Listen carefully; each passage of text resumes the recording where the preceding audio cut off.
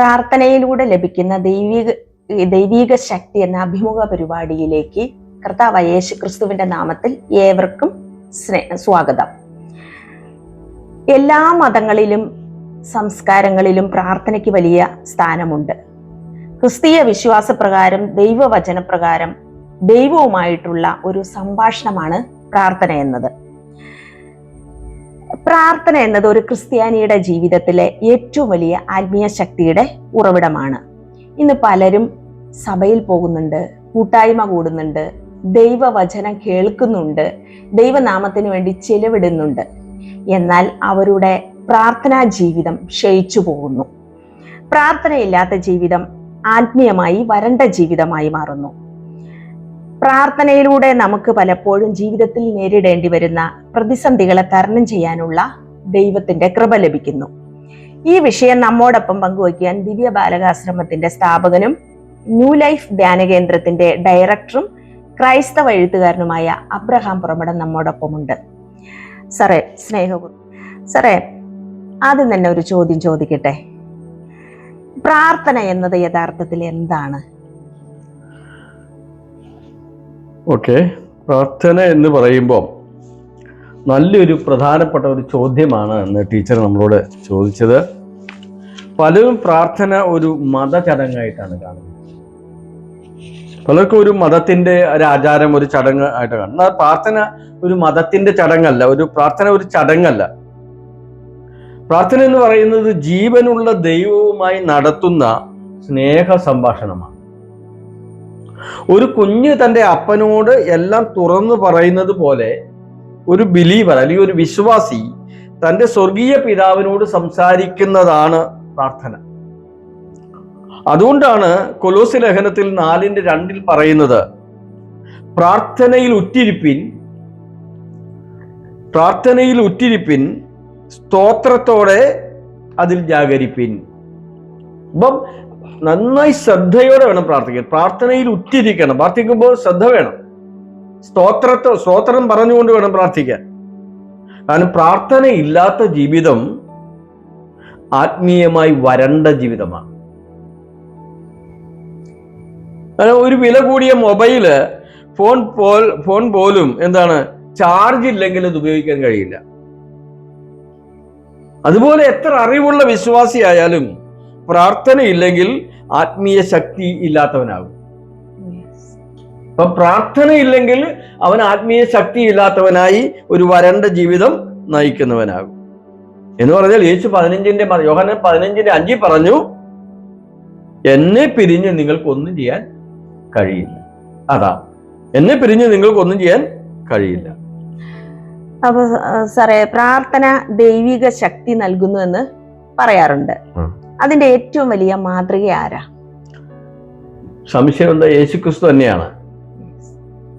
അവൻ ദൈവപുത്രനായിരുന്നു, അപ്പോൾ തന്നെ അവൻ മനുഷ്യപുത്രനായി ഈ ഭൂമിയിൽ ജീവിച്ചു. എന്നിട്ടും എത്ര വലിയ ശുശ്രൂഷകൾക്ക് മുമ്പ് അവൻ യേശു എന്ത് ചെയ്തു? പ്രാർത്ഥിക്കുമായിരുന്നു. ലൂക്കോസ് 5:16 പറയുന്നുണ്ട്, അവന് ഒരു നിർജ്ജന ദേശത്ത് വാങ്ങിപ്പോയി പ്രാർത്ഥിച്ചുകൊണ്ടിരുന്നു. യേശുവിന് പ്രാർത്ഥന ആവശ്യമുണ്ടായിരുന്നെങ്കിൽ നമുക്ക് എത്ര അധികം ആവശ്യമാണ്. യേശു പോലും പ്രാർത്ഥിച്ചു തന്റെ പിതാവിനോട്. അപ്പോൾ നമുക്ക് എത്രമാത്രം പ്രാർത്ഥന ആവശ്യമാണ്. അതുപോലെ ഒരു വലിയ കെട്ടിടത്തിന്റെ ഭംഗി എല്ലാവരും കാണും, പക്ഷെ അതിന്റെ അടിത്തറ ആരും കാണുന്നില്ല. അതുപോലെ ഒരു വിശ്വാസിയുടെ ആത്മീയ ശക്തിയുടെ ഉറവിട അടിത്തറയാണ് പ്രാർത്ഥന. എന്നുവെച്ചാൽ ഒരു വിശ്വാസിയുടെ പ്രാർത്ഥന എന്ന് പറയുന്നത് അവന്റെ ആത്മീയ അടിത്തറയാ. പ്രാർത്ഥന ഇല്ലെങ്കിൽ അവൻ വിശ്വാസിയല്ല. അവന് അതിൽ നിലനിൽക്കാനോ മറ്റൊന്നിനും കഴിയില്ല. അതാണ് ഈ പ്രാർത്ഥന ബലഹീനരെ ശക്തരാക്കുന്നു എന്ന് പറയുന്നത് എങ്ങനെയാ? അതിന് നമ്മളെ ഏറ്റവും നല്ല ഉദാഹരണം എന്ന് പറയുന്നത് ഏലിയാവാണ്. യാക്കോബിന്റെ ലേഖനം 5-ാം അധ്യായത്തിന്റെ 17 മുതൽ 18 വരെ വാക്യങ്ങൾ വായിക്കുമ്പോൾ, ഏലിയാവ് നമ്മെപ്പോലെ വികാരമുള്ള മനുഷ്യനായിരുന്നു. എന്നാൽ അവൻ പ്രാർത്ഥിച്ചപ്പോൾ മഴ നിന്നു, വീണ്ടും പ്രാർത്ഥിച്ചപ്പോൾ മഴ പെയ്തു. അതാണ്. അപ്പോ ഇവിടെ മനസ്സിലാക്കേണ്ട കാര്യം, ഇവിടെ പഠിക്കാനുള്ള ഒരു കാര്യം, ദൈവം വലിയ ആളുകളുടെ മാത്രം പ്രാർത്ഥന കേൾക്കുന്നു എന്നല്ല. ചെറിയവരുടെയും വലിയവരുടെയും എല്ലാവരുടെയും പ്രാർത്ഥന കേൾക്കുന്നവരാണ് ദൈവം. ചില ആളുകൾ സംശയം, ഞാനൊരു ചെറിയവനല്ലേ, എന്റെ പ്രാർത്ഥന ദൈവം കേൾക്കുവോ? ഞാൻ വലിയ ആത്മീയമായിട്ട് വളർന്നിട്ടുള്ള ആളല്ലല്ലോ, അതുകൊണ്ട് എന്റെ പ്രാർത്ഥന ദൈവം കേൾക്കുവോ? ഞാൻ ഈ സാധാരണക്കാരനല്ലേ, എന്റെ പ്രാർത്ഥന. ദൈവം എല്ലാവരുടെയും ദൈവമാണ്. ദൈവം എല്ലാവരുടെയും പ്രാർത്ഥന കേൾക്കും. വിശ്വാസത്തോടെ പ്രാർത്ഥിക്കുന്ന ഏവരുടെയും പ്രാർത്ഥന ദൈവം കേൾക്കും. ഒരു ചെറിയ താക്കോൽ വലിയ വാതിൽ തുറക്കുന്നു. അതുപോലെ സാധാരണ വിശ്വാസിയുടെ വിശ്വാസത്തോടെയുള്ള പ്രാർത്ഥന വലിയ അനുഗ്രഹങ്ങളുടെ വാതിൽ തുറക്കും. അപ്പൊ പ്രാർത്ഥിക്കാതെ നമുക്കൊന്നും കിട്ടുന്നില്ല. പ്രാർത്ഥിക്കുന്ന വ്യക്തിക്ക് എന്തുണ്ട്? കരയുന്ന കൊച്ചിനെ പാലുള്ളൂ എന്ന് പറഞ്ഞതുപോലെ പ്രാർത്ഥിക്കുന്ന വ്യക്തിക്ക് ദൈവം എല്ലാം കൊടുക്കും. പക്ഷെ അവന്റെ ഇഷ്ടപ്രകാരം നാം എന്ത് ചോദിച്ചാലും അത് ലഭിക്കുമെന്നുള്ളതാണ് നമുക്ക് അവനിലുള്ള ഉറപ്പ്. ഡെഫിനറ്റ്ലി എന്ത് ചോദിച്ചാലും കിട്ടും. പക്ഷെ അവന്റെ ഇഷ്ടപ്രകാരം നാം ചോദിക്കണം. ചോദിച്ചാൽ അത് ലഭിക്കും. അതെ, ദൈവഹിതപ്രകാരം. യെസ് യെസ്, ആമേൻ. ഈ സാറ് പറഞ്ഞല്ലോ, ഇതിന് ഏലിയാവ് നമ്മെ പോലെ വികാരമുള്ള ഒരു മനുഷ്യനാണ്, അല്ലെങ്കിൽ സമസ്വഭാവമുള്ള മനുഷ്യനാണെന്ന് പറഞ്ഞല്ലോ. ഈ ഏലിയാവിനും ഉണ്ടായിരുന്നു സങ്കടവും പരാതിയും, തൻ കൈവിട്ടു ഒറ്റപ്പെട്ടു എന്നുള്ള ആ ഒരു ബോധം ഉണ്ടായിരുന്നു. അവിടെ ഏലിയാവ് പ്രാർത്ഥിച്ചു, അല്ലേ? അവിടെയാണ് തീർച്ചയായിട്ടും അവിടെയൊക്കെ മനസ്സിലാക്കേണ്ടത്, ഏലിയാവ് പ്രാർത്ഥിക്കാതെ തന്നെ അവന്റെ മനസ്സിൽ ആഗ്രഹിച്ച് ചിന്തിച്ച് ഉറങ്ങിപ്പോയപ്പോ പോലും അവിടെയൊക്കെ ദൈവ ആളുകളെ പറഞ്ഞയക്കാനും മറ്റെന്താണ് കാക്ക അപ്പം കൊണ്ട് കൊടുക്കാനും ഒക്കെ അവന്റെ മനസ്സ് പോലും കാരണം അത്രമാത്രം പ്രാർത്ഥനയിലൂടെ അവൻ ദൈവത്തിനോട് ചേർന്ന് ഇരുന്നവൻ. അതുകൊണ്ട് ദൈവം അവന് അപ്പം കൊണ്ട് രാജകീയ ഭക്ഷണം കൊടുക്കാനായിട്ട് ഇടയായിട്ട്. അപ്പൊ സാറേ, ഈ പ്രാർത്ഥന പ്രലോഭനങ്ങളെ ജയിക്കാനായിട്ട് എങ്ങനെ സഹായിക്കുന്നു? ഗത്സമനയിൽ യേശു ശിഷ്യന്മാരോട് പറഞ്ഞു, ഉണർന്നിരുന്ന് പ്രാർത്ഥിച്ചു. മത്തായി സുവിശേഷം 26:41. പക്ഷെ അവർ ഉറങ്ങിപ്പോയി, പിന്നീട് പരീക്ഷണത്തിൽ വീണു. കാരണം പ്രാർത്ഥിക്കുന്ന വ്യക്തികൾക്ക് മാത്രമാണ് ആത്മീയ ജാഗ്രത ലഭിക്കുക.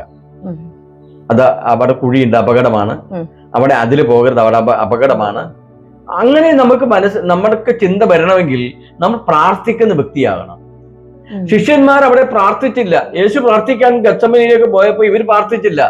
പക്ഷെ അവര് ഉറങ്ങിപ്പോയി, അവരെ അപകടത്തിൽ വീണു, ഒരു പരീക്ഷയിൽ വീണു. അപ്പൊ നമ്മൾ പ്രാർത്ഥിക്കുന്ന വ്യക്തികൾക്ക് നമ്മൾ എന്ത് ചെയ്യണ്ട? നമ്മൾ പാപത്തിൽ അകപ്പെടില്ല, അല്ലെങ്കിൽ തെറ്റുകളിലേക്ക് വീഴില്ല. പ്രാർത്ഥിക്കുന്ന വ്യക്തിയാണെങ്കിൽ നമ്മൾ ആത്മീയ ജാഗ്രത ലഭിക്കും. പ്രാർത്ഥന ഇല്ലാത്തടത്ത് പാപപ്രവേശനം ലഭിക്കുന്നു. പ്രാർത്ഥനയിൽ നിന്ന് പുറകോട്ട് പോകുമ്പോൾ നമ്മിലേക്ക് പാപം പ്രവേശിക്കും.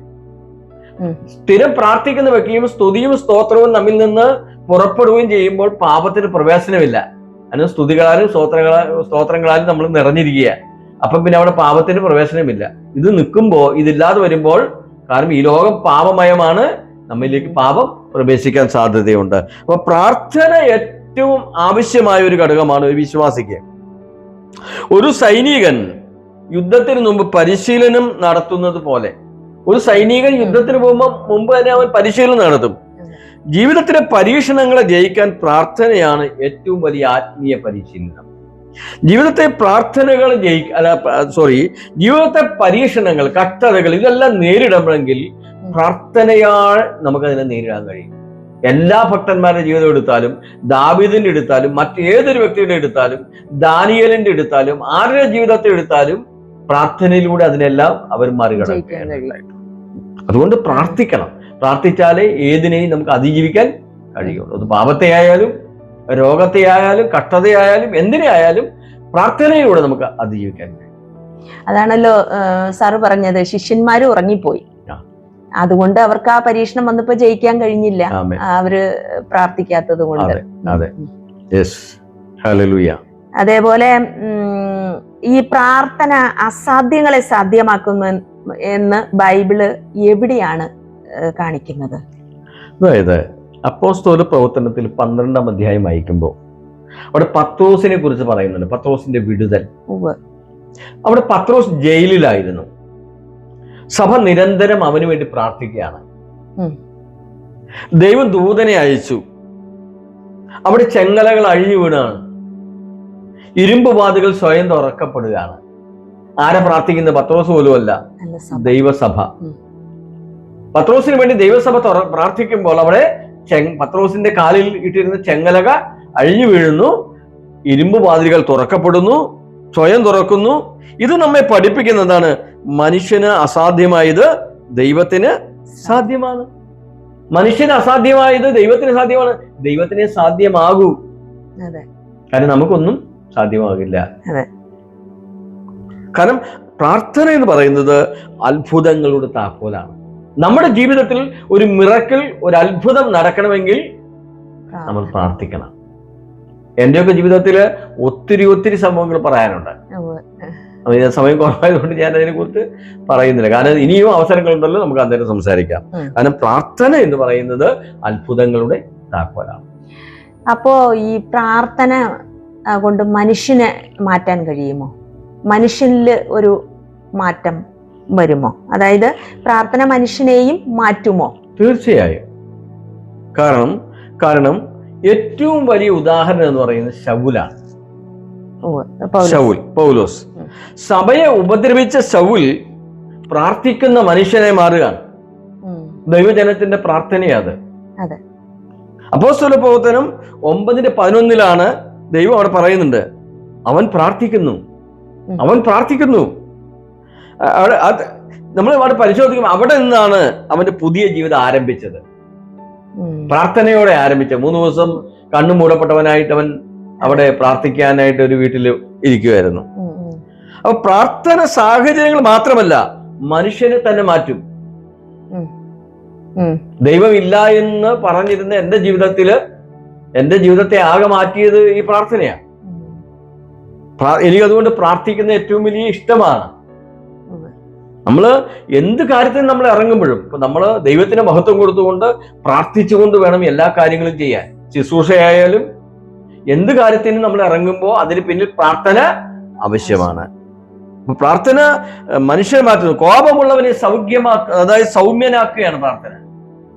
ഞാനൊക്കെ ഇങ്ങനെയായത് ഈ പ്രാർത്ഥന കൊണ്ടാണ്. പിന്നെ ഭയമുള്ളവനെ ധൈര്യശാലിയാക്കും പ്രാർത്ഥന. ഞാനൊക്കെ എന്താ പറയാ, ഒരു ഡോക്ടറെ പോയി കാണാൻ പോയി എന്റെ രോഗം പറയാൻ പോലും പേടിയായിട്ടുള്ള ആളായിരുന്നു ഞാൻ. പക്ഷെ പ്രാർത്ഥിക്കാനും യേശുവിനോട് കൂടെ നടക്കാനും പ്രാർത്ഥിക്കുവാനും ഒക്കെ തുടങ്ങിയപ്പോൾ എന്റെ ജീവിതത്തെ ആകെ മാറി. അതാണ് ഞാനൊരു കവിത എഴുതി. അതിനകത്ത് ഇങ്ങനെയാ, ഒരു പളുങ്കു പാത്രം പോലെ തകർന്നെന്റെ ജീവിതത്തിലേക്ക് കർത്താവ് വന്നില്ലായിരുന്നുവെങ്കിൽ ഞാൻ എന്താകുമായിരുന്നു. അത് ഉടഞ്ഞു പോയ ഒരു പളുങ്കു പാത്രമാണ് ഞാൻ. പക്ഷെ കർത്താവിന്റെ ജീവിതത്തിലേക്ക് വന്നപ്പോഴാണ് അത് തിളങ്ങാൻ തുടങ്ങിയത്. അത് ഉടഞ്ഞു പോയത് കൂട്ടിച്ചേർത്ത് അതിനെ തിളക്കമുള്ളതാക്കി ദൈവം മാറ്റി. അപ്പം കർത്താവിനോട് കൂടെ നടക്കുന്നത്, പ്രാർത്ഥിക്കുന്നത്, എന്റെ ജീവിതത്തിൽ പരാജയപ്പെട്ടവനെ വിജയിയാക്കുന്ന പ്രാർത്ഥന. അപ്പം ഏത് സാഹചര്യത്തിൽ വ്യക്തിയാണെങ്കിലും പ്രാർത്ഥിക്കുന്ന വ്യക്തിക്ക് പരാജയം ഉണ്ടാകും. അപ്പോ ഈ പ്രാർത്ഥനയിൽ വളരുന്ന വ്യക്തിയുടെ ലക്ഷണങ്ങൾ എന്തൊക്കെയാണെന്ന് സാർ ഒന്ന് പറയും? പ്രാർത്ഥിക്കുന്ന വ്യക്തിയിൽ വിശ്വാസം വർദ്ധിക്കും.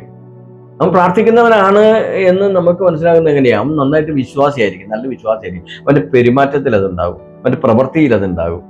അവൻ സംസാരിക്കുമ്പോൾ അവൻ മനസ്സിലാവും നമുക്ക്. ഉദാഹരണത്തിന് എൻ്റെ ആശ്രമത്തിലൊരു കുട്ടി ഉണ്ടായിരുന്നു. എൻ്റെ ഒരു മകള് വളർന്നു. ആ കുട്ടി ഒരു പാസ്റ്ററാണ് വിവാഹം കഴിച്ചത്. അപ്പൊ അമ്മ അവളെ കെട്ടിച്ചു വിട്ട ശേഷം പിന്നെ അവളുടെ ജീവിതത്തിൽ ആകെ മാറ്റം വന്നു. അവൾ സംസാരിക്കുമ്പോഴൊക്കെ ഞാൻ പ്രാർത്ഥിക്കാട്ടോ പപ്പേ, ധൈര്യമായിട്ടിരിക്കുക, എല്ലാം ദൈവം കൂടെ ഉണ്ട്. അപ്പൊ എന്നെ പോലും ആശ്വസിപ്പിക്കുന്ന ഒരു തരത്തിലേക്ക് അവൾ പ്രാർത്ഥിക്കുന്ന വ്യക്തിയായപ്പോൾ മാറാനായിട്ട് ഇടയായി തീർന്നു. അപ്പം മാത്രമല്ല, വിശ്വാസം വർദ്ധിക്കും. ദൈവസ്നേഹം നമ്മിൽ വളരും. പാപത്തോട് വെറുപ്പ് വരും, തെറ്റിനോട് വെറുപ്പ് വരും. പിന്നെ ഒരിക്കലും നമുക്ക് പാപം ചെയ്യാൻ തോന്നില്ല സ്ഥിരം പ്രാർത്ഥിക്കുന്ന വ്യക്തിയാണെങ്കിൽ. മറ്റുള്ളവരോട് സ്നേഹം വർദ്ധിക്കും. പിന്നെ ഏറ്റവും വലിയ പ്രാധാന്യം എന്ന് പറയുന്നത് പരിശുദ്ധാത്മാവിന്റെ നടത്തിപ്പുണ്ടാവും. കാരണം ഈ ഭൂമിയിൽ സഭയെയും നമ്മയെയും നയിക്കുന്നത് പരിശുദ്ധാത്മാവാണ്. അപ്പം പരിശുദ്ധാത്മാവ് നമ്മെ നടത്തും. ആ നടത്തിപ്പ് നമ്മുടെ ജീവിതത്തിൽ ഉണ്ടാകും. പിന്നെ ധൈര്യത്തോടെ സാക്ഷ്യം പറയാൻ മറ്റുള്ളവരോട്. സമാധാനവും സന്തോഷം കൊണ്ട് നമ്മൾ നിറയും. അതുകൊണ്ടാണല്ലോ യെശയ്യാ 40:31 പറയുന്നത്, യഹോവയെ കാത്തിരിക്കുന്നവൻ ശക്തിയെ പുതുക്കും. അതാണ് ഇതാണ് പ്രാർത്ഥനയുടെ ഫലം എന്ന് പറയുന്നത്.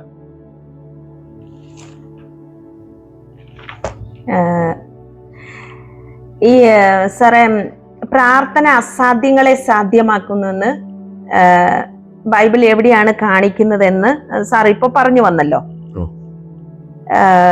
അപ്പോ ഈ സാറ് പറഞ്ഞു പത്രോസിന്റെ കാര്യങ്ങളൊക്കെ പറഞ്ഞു. അപ്പൊ പത്രോസിന്റെ കാര്യങ്ങളൊക്കെ പറഞ്ഞപ്പോ ഈ പത്രോസിന് പ്രാർത്ഥിക്കാൻ പറ്റാത്തൊരു സാഹചര്യത്തിലായിരുന്നപ്പോൾ സഭ പ്രാർത്ഥിച്ചു. അപ്പോ അവിടെ ദൈവം പത്രോസിന് വേണ്ടി പ്രവർത്തിച്ചു. തീർച്ചയായിട്ടും തീർച്ചയായിട്ടും. നമ്മൾക്ക് അവിടെ പ്രാർത്ഥിക്കാൻ പറ്റാത്ത ഒരു സാഹചര്യത്തിലാണെങ്കിൽ സഭയോ നമുക്ക് വേണ്ടപ്പെട്ടവരോ അല്ലെങ്കിൽ നമ്മളെ പരിചയമില്ലാത്തവരോ ആര് വേണമെങ്കിലും നമുക്ക് വേണ്ടി പ്രാർത്ഥിച്ചാൽ അവിടെ ദൈവം വലിയ അത്ഭുതം ദൈവം പ്രവർത്തിക്കും. അപ്പൊ നമ്മള് പ്രാർത്ഥനയിൽ വളരുന്ന വ്യക്തിയുടെ ലക്ഷണങ്ങൾ എന്തൊക്കെയാണെന്ന് സാർ പറഞ്ഞല്ലോ. അപ്പൊ സാറിന് ഈ പരിപാടി കാണുന്നവർക്ക് ഒരു ആത്മീയ ആഹ്വാനം നൽകാൻ കഴിയുമോ?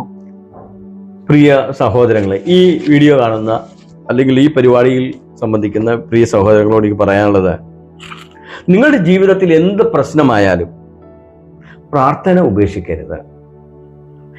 ദൈവം എന്നും പറയുന്നു, യെശയ്യാവ് 33:3, എന്നെ വിളിച്ചപേക്ഷിക്കുക ഞാൻ നിനക്ക് ഉത്തരമരുളും. എന്നെ വിളിച്ചപേക്ഷിക്കുക ഞാൻ നിനക്ക് ഉത്തരമരുളും. ഏത് പ്രതിസന്ധി ആയാലും ഏത് പ്രതികൂലമായാലും നീ ദൈവത്തോട് പ്രാർത്ഥിക്കുക. നിന്റെ ആവശ്യങ്ങൾ ദൈവത്തോട് പറയുക. ഈ ഫീസ് അടക്കാനില്ലാത്തതാണോ, പഠിക്കാൻ ബുദ്ധിമുട്ടായതാണോ, അല്ലെങ്കിൽ ജീവിതത്തിലെ കുട്ടികൾ വിവാഹം നടക്കാത്തതാണോ, അല്ലെങ്കിൽ മറ്റെന്തെങ്കിലും വിഷയമാണോ, എന്തെങ്കിലും നീ ഏതെങ്കിലും ആപത്തിൽ ചെന്ന് പെട്ടതാണോ, അല്ലെങ്കിൽ നീ രോഗിയായിട്ട് കിടക്കുകയാണോ, ഏതൊരു പ്രയാസത്തിലും നീ ദൈവത്തോട് പ്രാർത്ഥിക്കുക. ദൈവം പറയുന്നു, ഞാൻ നിനക്ക് ഉത്തരമരുളും. ബലഹീനർ ശക്തരാകും, നിരാശപ്പെട്ടവർ പ്രത്യാശ നേടും, തകർന്ന കുടുംബങ്ങൾ പുനഃസ്ഥാപിക്കപ്പെടും, പാപികൾ മാനസാന്തരപ്പെടും, പരിശുദ്ധാത്മാവിന്റെ ശക്തി ജീവിതത്തിൽ നിറയും. 2 ദിനവൃത്താന്തം 7:14 നമ്മെ ഓർമ്മിപ്പിക്കുന്നു, എന്റെ ജനം തങ്ങളെ തന്നെ താഴ്ത്തി പ്രാർത്ഥിച്ചാൽ ഞാൻ കേൾക്കും. അതുകൊണ്ട് നമുക്ക് ഇന്നൊരു തീരുമാനമെടുക്കാം. കർത്താവേ, എൻ്റെ പ്രാർത്ഥന ജീവിതം പുതുക്കണമേ.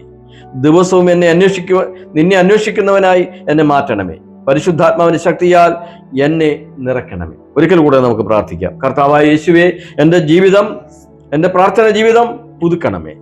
ദിവസവും നിന്നെ അന്വേഷിക്കുന്നവനായി എന്നെ മാറ്റണമേ. പരിശുദ്ധാത്മാവിന്റെ ശക്തിയാൽ എന്നെ അനുദിനവും നിറയ്ക്കണമേ.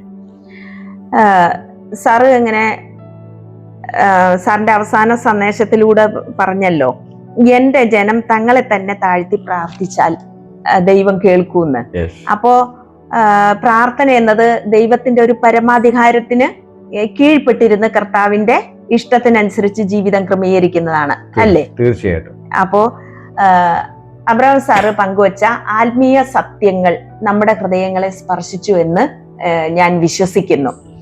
പ്രിയ പ്രേക്ഷകരെ, പ്രാർത്ഥിക്കുന്ന സഭ ശക്തിയുള്ള സഭയാണ്. പ്രാർത്ഥിക്കുന്ന കുടുംബം അനുഗ്രഹിക്കപ്പെട്ട കുടുംബമാണ്. പ്രാർത്ഥനയിലൂടെ പല പ്രതിസന്ധികളെയും നമുക്ക് ജയിക്കാനാകും. പ്രാർത്ഥനയിലൂടെ ശക്തി പ്രാപിക്കുന്ന സഭയും വ്യക്തികളും കുടുംബവും അനുഗ്രഹിക്കപ്പെട്ടതാണ്. ദൈവം ഓരോരുത്തരുടെയും പ്രാർത്ഥനാ ജീവിതത്തെ പുതുക്കുകയും പരിശുദ്ധാത്മാവിനാൽ ശക്തിപ്പെടുത്തുകയും ചെയ്യട്ടെ. കർത്താവായ യേശുക്രിസ്തുവിന്റെ കൃപ നിങ്ങളോട് എല്ലാവരോടും കൂടെ ഉണ്ടാകട്ടെ. ആമേൻ. ഈ വിഷയത്തെക്കുറിച്ച് കൂടുതൽ അറിയുവാൻ Abraham Puramadam new life retreat ദിവ്യ ബാലകാശ്രമം മലയിടംതുരുത്ത് എറണാകുളം ബന്ധപ്പെടുവാനുള്ള നമ്പർ 9846718296. ദൈവം നിങ്ങളെല്ലാവരെയും അനുഗ്രഹിക്കട്ടെ.